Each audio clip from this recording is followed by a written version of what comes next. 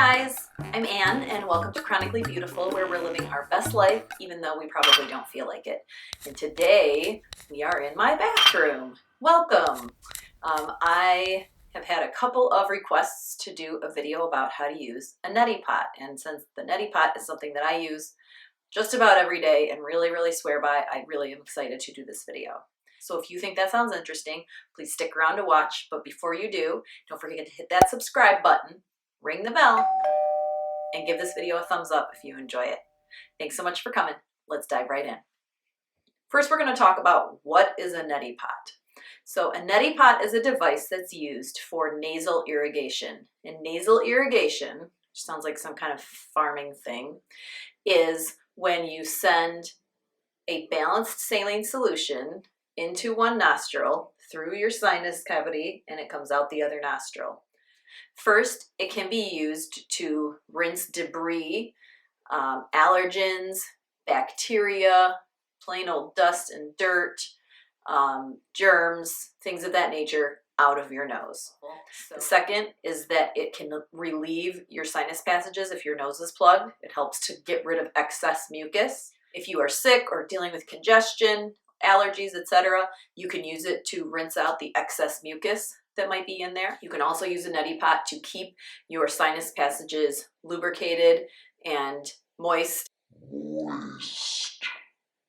Because if they get too dry, that can be really bad for you and painful as well. A dry nasal passage cannot deflect germs and things the way that a moisturized one can. It can help to reduce the swelling of your nasal passages caused by allergens, irritants, having a sinus infection, a cold, the flu. And it can significantly decrease the symptoms that you are having if you are dealing with sinusitis, anything that's causing you pain and congestion, sinus headaches. You can decrease all of those symptoms by using a neti pot. The benefits, in my opinion, far outweigh the negatives. There aren't really many negatives to using a neti pot.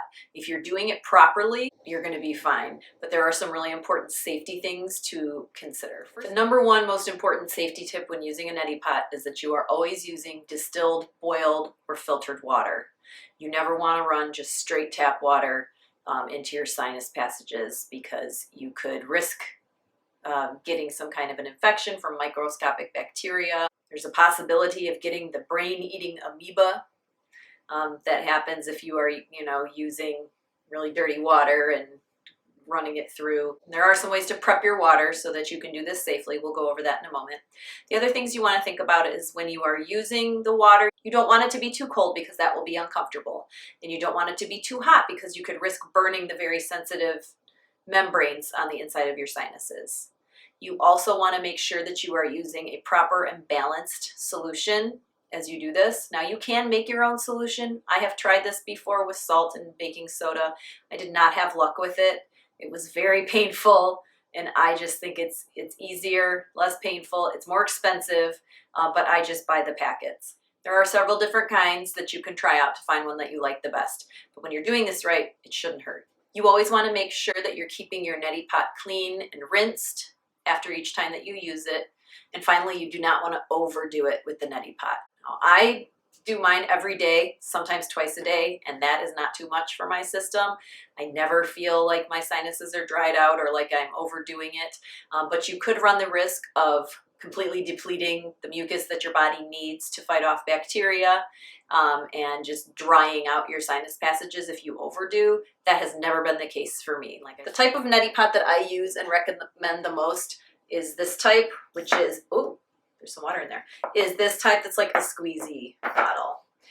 You do have to have, make sure it's a neti pot. You can't just use a measuring cup or teapot. You want to have something that is made for this. It's got a special type of plastic that's not going to leach bacteria and chemicals into your brain.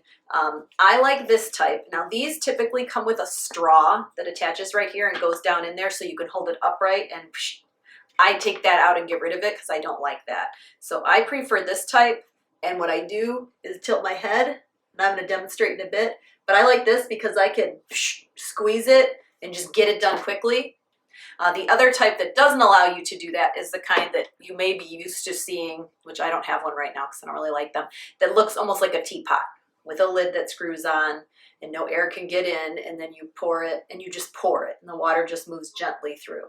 Now, a beginner might be better with that type of a pot because there isn't any pressure. I've been doing this a long time, so I prefer to just squeeze it through and get it done. This one is by a company called Xlear, I think is how you say it. It's Xlear, and they make a different type of solution, which I'm going to talk about. The other kind of pot that I really love to use is this particular one, which is made by a company called Sinew Cleanse. And I love this pot because it not only is the squeezy type that I like, but it comes with a microfiltration system so that you do not necessarily have to boil your water. So this has a filter on it. So the water goes in, it goes through the filter and into the pot. It has a built-in water filter that meets the CDC recommendation for nasal washing with tap water. So if you use this type, which is a little more expensive, I think this bottle is about $13 on Amazon, as opposed to one of these, which is probably like 10. So I really love this. And then once the filter gets all jammed up, you have to buy a new one because they do recommend you replace your neti pot about every 3 months. And this is one that I like to use when I travel because I might not be able to boil water in a hotel room or anything like that. But this helps me. I know that I'm using it safely and I'm not in danger of getting brain-eating amoeba bacteria. So this is my highly recommended one if you can use that. And then when I'm at home and I have access to boiled water, I like to use one of these squeezy ones. There are several different brands and types of solution. So the two that I use most are the Neilmed Sinus Rinse, which is just a basic isotonic rinse, which it contains saline solution in there, and you pour it in. And then the Xlear Sinus Rinse formula. And the reason I like this one is because it contains xylitol. Oop! It contains xylitol. Xylitol is actually a natural sweetener that you may have seen in like toothpaste, things of that nature. But the cool thing about xylitol, and actually my dentist recommended this, is a substance to which bacteria has a hard time sticking. So when you use this, it coats your nasal passages. It not only has the saline solution to get a nice rinse, but it also coats your nasal passages with the xylitol solution so that when you are around someone who is sick or you are getting sick, you're going to be somewhere where there's just a lot of crud floating around in the air. Germs and gunk have a really hard time sticking to xylitol, which is also why you find it in toothpaste, because it makes it so plaque is harder to stick to the toothpaste. So this is a lot more expensive than this. You can buy like 100 of these for maybe like $8.99, and these are probably like $15, $16 for like 50 of them. So they are much more expensive. I don't use these every day. I only use the Xlear ones when I'm feeling sick or around people who are sick. Usually I just use these. And then sometimes I'll do 2 rinses, and I'll do this one first and then this one second, so that this one's like kind of still in there.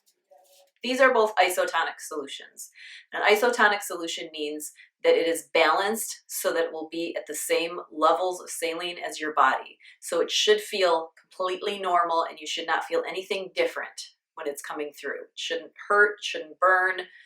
It just is balanced with your body. A hypertonic solution is one that has a higher level of saline, and people recommend using a hypertonic solution if you are very congested, very sick, because what that does with the extra salt, it draws the moisture out of your body and draws the mucus out. So people recommend using, and to do that, you would just use 2 packets. To create a hypertonic solution with most of the store-bought packets, you just do 2 of them in 1 bottle. And that can burn. So if you're new to this, just stick with 1 packet with the isotonic solution. But if you are a gung-ho, you've been doing this a while, if you want to turn it up a notch and really get this gunk out, try a hypertonic solution.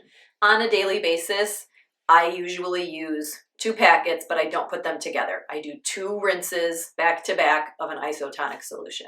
What should you expect the first time that you do a neti pot? It's not comfortable. At first, it's definitely not comfortable. Secondly, it's pretty messy. I do mine in the shower. And so the trick is to have your boiled water ready or use your filtered neti pot. The water temperature of the shower water is about the same temperature that you want the water in your pot. So if it's too cold, It's not going to hurt, but it's going to be like, whoa, it's not going to be super comfortable. If it's too hot, it's going to burn you and it's going to hurt. So you want about the same temperature as the water.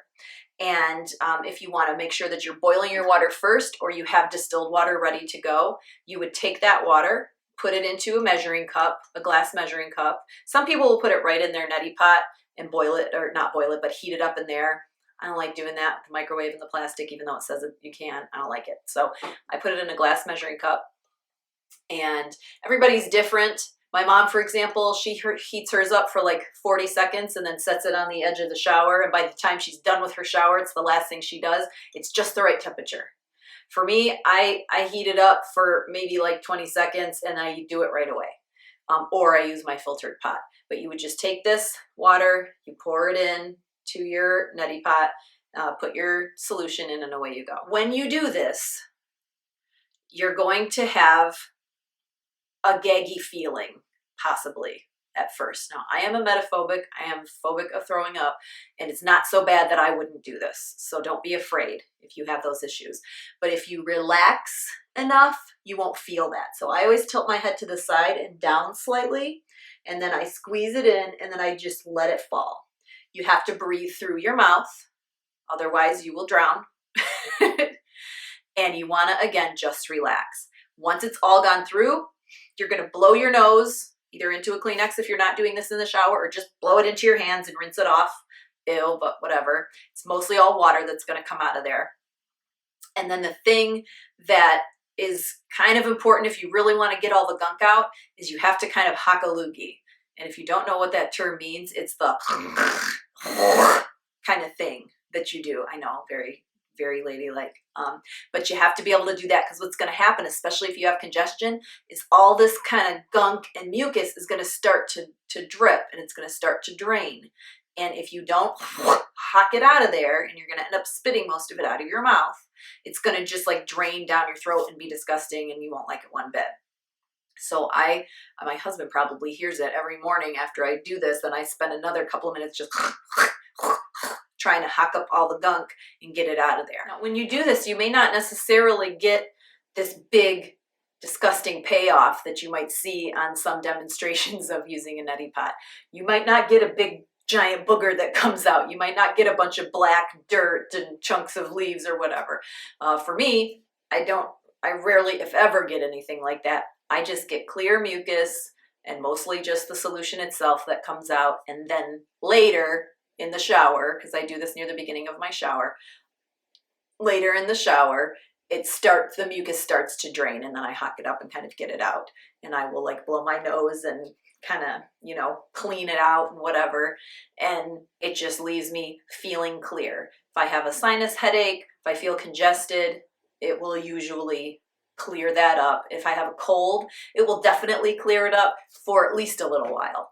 It'll clear it up enough that I can fall asleep or breathe for a moment until my medicine kicks in. But something that may happen is that throughout the next couple of hours, you may continue to feel drainage down your throat.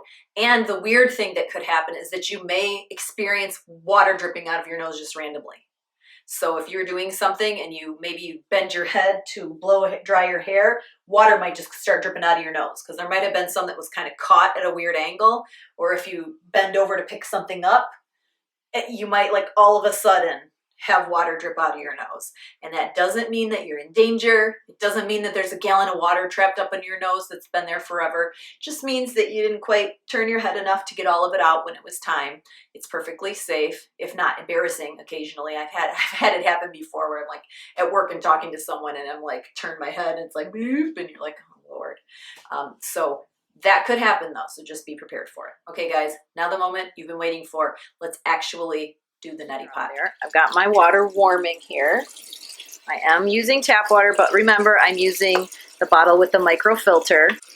Now, something I did not mention before, on any neti pot, there's going to be a fill line, and that's the amount of water you're putting into the pot. And there's one here, right here.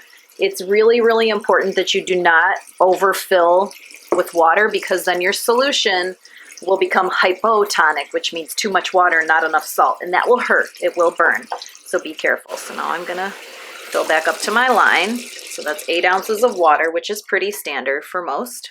And I'm going to go ahead and use a Neilmed solution packet. So I like to put the water in first and then the solution, because then if I overfill, I can squeeze out some water and I'm not wasting the solution. So I like to not only have my head down, but also tilted as well, so that the water is kind of going this way and then coming back out. The more upright you have your head, the more likely it is that water is going to go down your throat and you're going to gag. So I like to stay as far over as I can as I do this.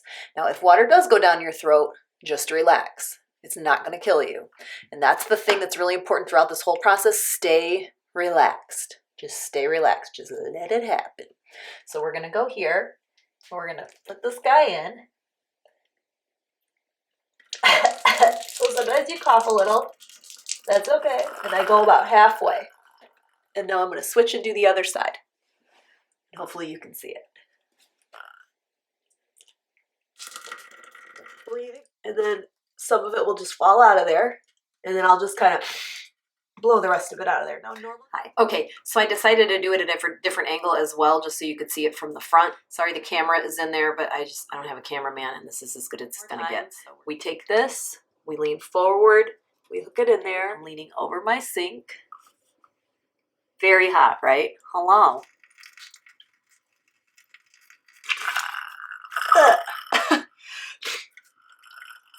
And this is really weird, and it's happening right now, that sometimes water will come out of your eye or your mouth, because this is all connected in there. All of this is connected, so don't panic if water comes out of your eye. It's not going to hurt. Well, no, if you use the right solution, it'll be fine. Okay, and we're going to do the other side. And then lean back a bit.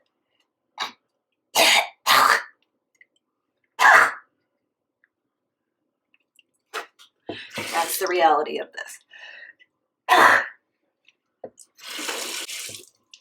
So yeah, it's not the cutest thing, but I mean, do you want to clear the gunk out or what? But I'm hacking and feeling a lot more gunk. For me, the gunk doesn't start to come out till the second bottle that I do. The first one was like, oh, isn't this nice? And the second one is when all the crud starts coming out. So maybe different for you. One more thing, you might also feel water on the inside of your eardrum, because again, that's all connected.